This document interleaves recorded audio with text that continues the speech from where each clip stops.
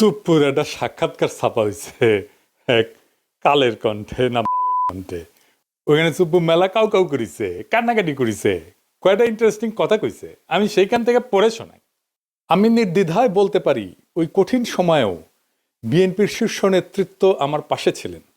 তারা তখনও সংবিধানের ধারাবাহিকতা অক্ষুণ্ণ রাখার বিষয়টি আমার কাছে স্পষ্ট ভাষায় ব্যক্ত করেছেন। বিশেষ করে বিএনপির চেয়ারম্যান তারেক রহমানকে ঘিরে আমার মনের মধ্যে অনেক কৌতূহল জমা ছিল, কিন্তু আমি পর্যায়ক্রমে বুঝতে পারলাম তিনি খুবই আন্তরিকতাপূর্ণ মানুষ। হি ওয়াজ সো কর্ডিয়াল। আমার দুঃসময়ে বিএনপির সহযোগিতা শতভাগ ছিল। সুপ্পু খুব পরিষ্কার করে বলছে যে বিএনপি তারে রক্ষা করছে। কোন সুপ্পুকে? সেই সুপ্পুকে যে তার নিজের পরিচয় নিজেই দিচ্ছে। শোনেন তার নিজের ক্রেডেনশিয়াল। আমি রাজনীতির এমন কোন অঙ্গন নাই যা আমি ছুঁয়ে যাই নাই। আমি বঙ্গবন্ধুর ছোঁয়া পেয়েছি। আমি আমার জীবদ্দশায় পরপর 6 বার বঙ্গবন্ধুর দেখা পেয়েছি। বঙ্গবন্ধু আমাকে নাম ধরে ডেকেছেন, এই চুপ্পু তুই এদিক আয়, এই চুপ্পু তুই মাঠে আয়। আমি বঙ্গবন্ধুর 6 দফার ভাষণ শুনেছি।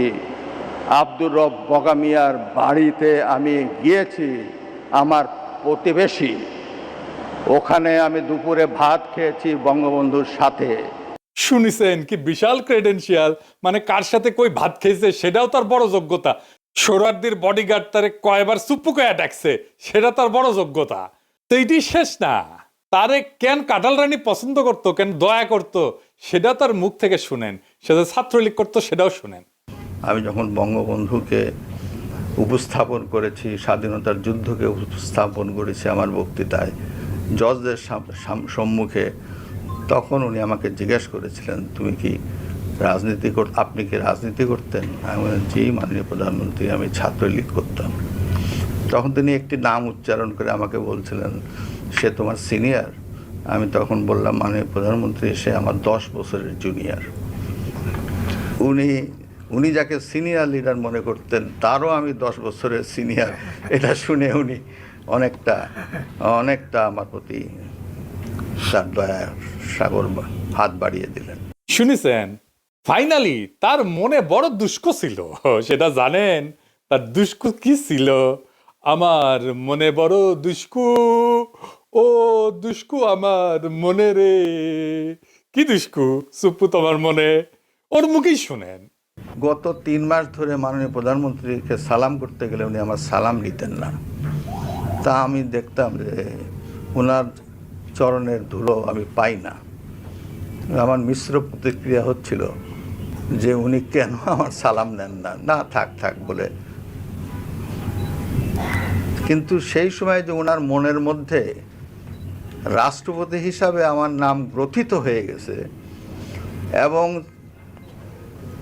সেজন্যই যে উনি আমার সালাম নেওয়াটা বিব্রতকর মনে করতেন, এটা তো পরে বুঝলাম। আগে তো বুঝতাম উনি আমার পর বিরক্ত। শুনেছেন তার দুষ্কু কেন কাঁঠাল রানী তারে পায়ের ধুলে নিতে দেয় না?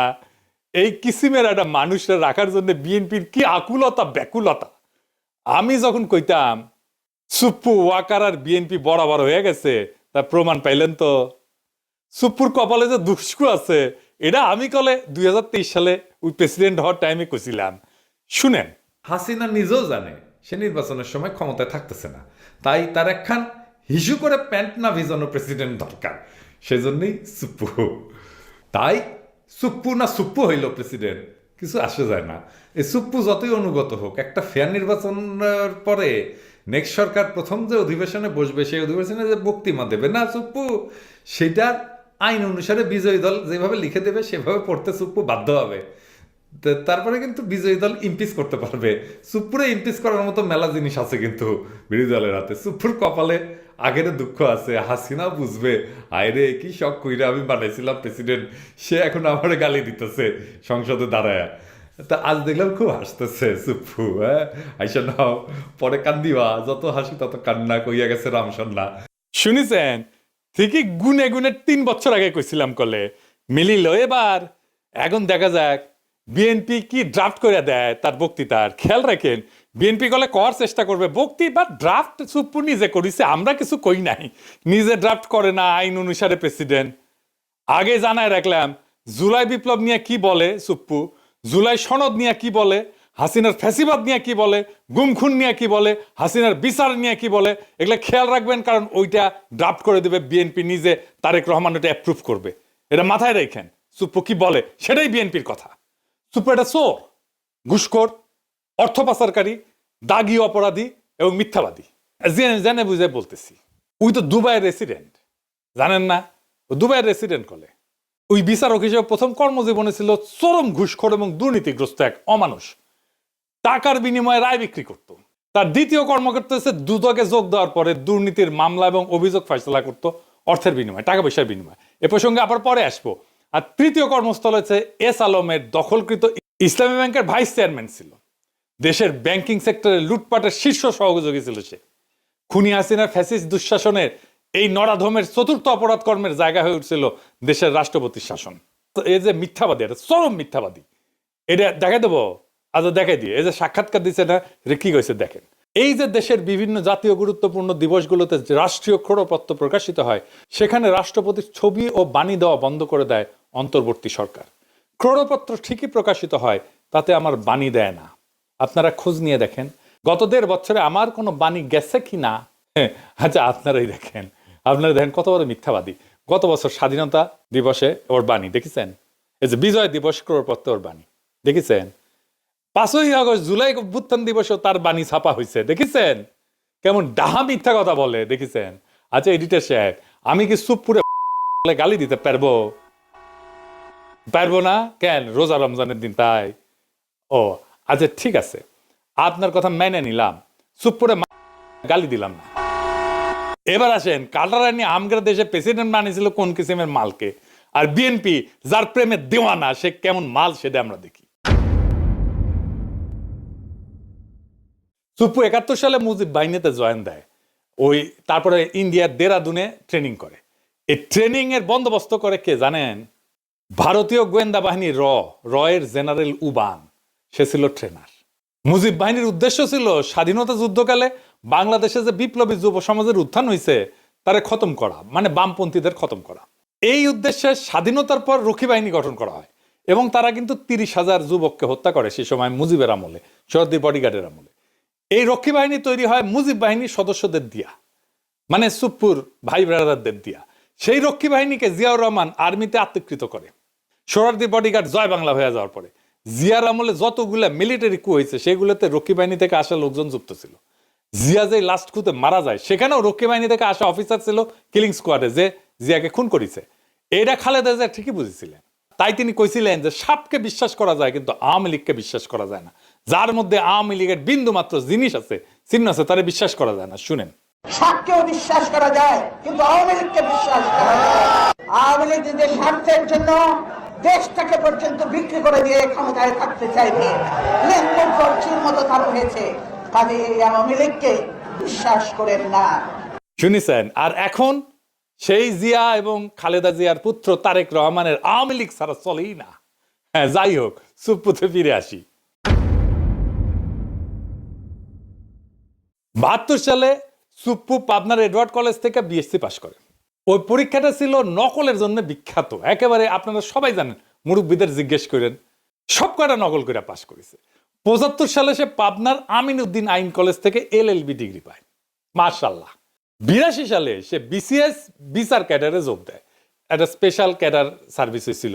পরবর্তীতে জেলা জজ হিসেবে দায়িত্ব পালন করে। এই হইল দিয়া তার বিদ্যা অভিজ্ঞতার দৌড়।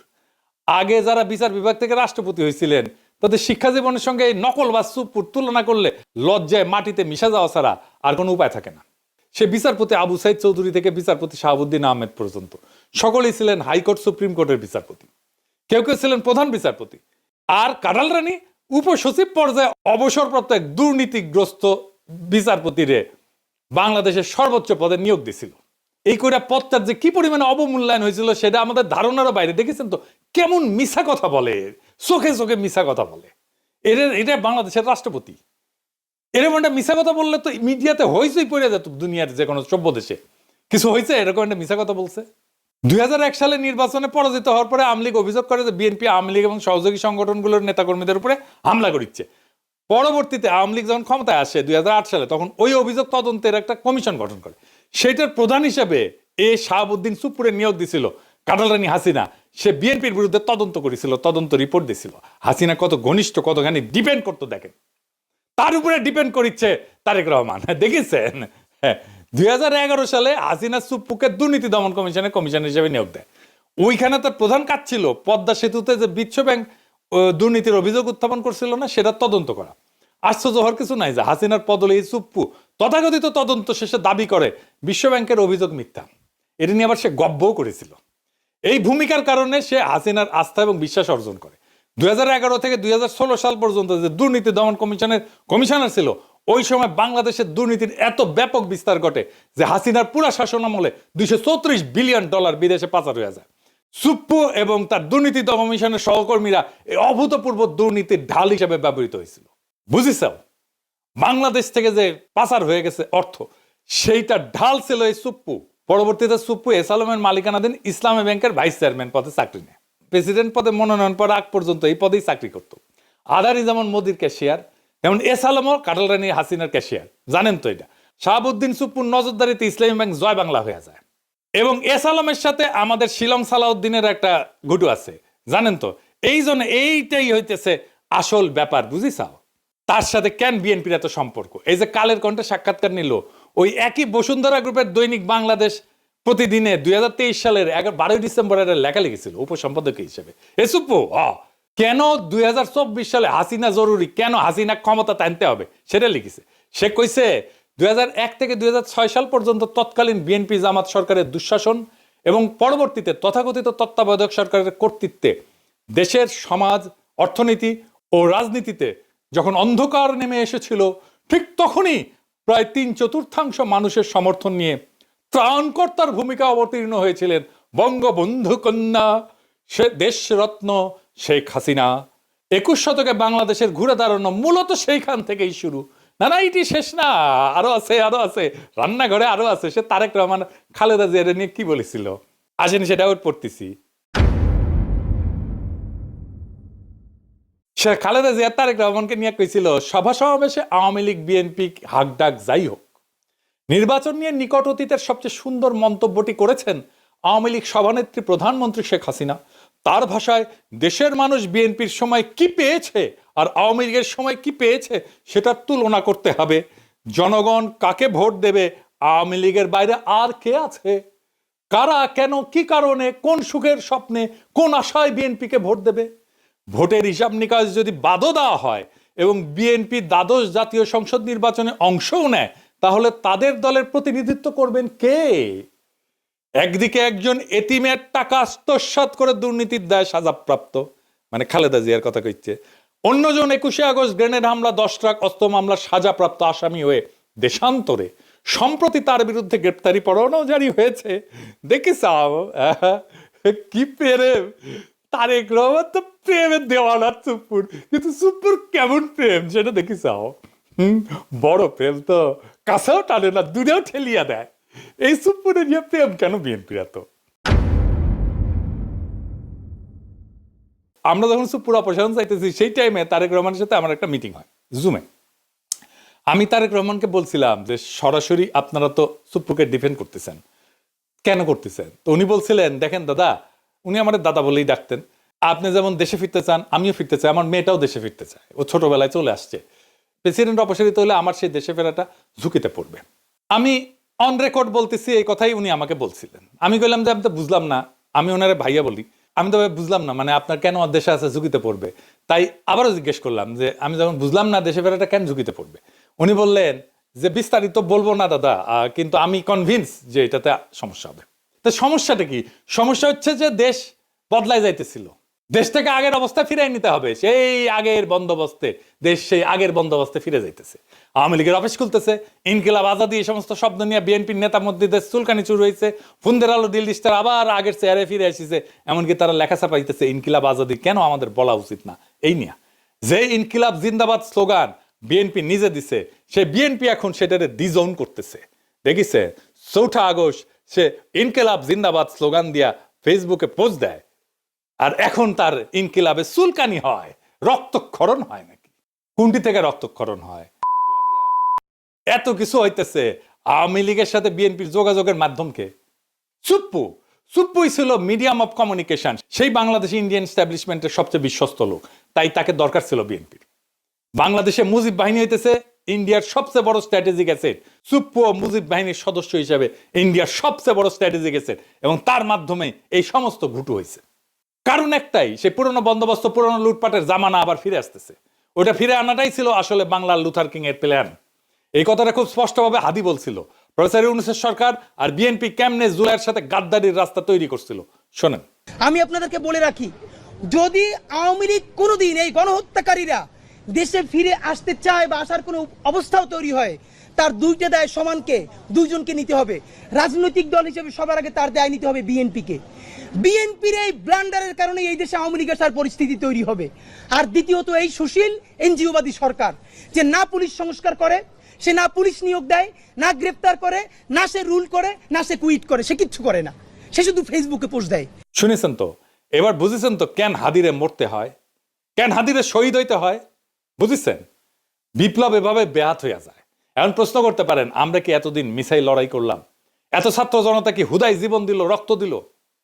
পৃথিবীতে কোনো রক্তই বৃথা যায় না, কোনো হাহাকার, কোনো কান্না চাপা পড়ে না। মজলুমের আর্তনাদ কোনোদিন বাতাসে মিশা যায় না। মজলুমের আর্তনাদ কোনোদিন পাথরের নিচে চাপা পড়ে থাকে না। 24-এর বর্ষা বিপ্লব একটা পুরা জেনারেশনকে পাল্টাই দিছে, তার মন মানসিকতা, তার চেতনাকে পাল্টাই দিছে। এই বদলটা বাংলাদেশের চেতনা থেকে কোনোদিন মুছে যাবে না। জুলাইয়ের সাথে গাদ্দারি করে বাংলাদেশে কেউ ক্ষমতায় থাকতে পারবে না, বিএনপিও না। কারণ জুলাই জিন্দা আছে, বিপ্লব জিন্দা আছে, শহীদেরা জিন্দা আছে। জুলাইয়ের সাথে গাদ্দারি করলে আবারও রাস্তায় নেমে আসবে আরো একবার সেই রুহানি প্লাবন, বাতিলরে ভাষায় নিয়ে যাবে আরো একবার। সেই দিন আমরা নিশ্চিত করব ফ্যাসিবাদের পুরনো বন্দোবস্তের সবকিছুকে আমরা সেই রুহানি প্লাবনের সাথে ভাষায় দেশটার জঞ্জাল সাফ করব। সেটাই আমাদের আজাদি। আজাদি জিন্দাবাদ, ইনকিলাব জিন্দাবাদ।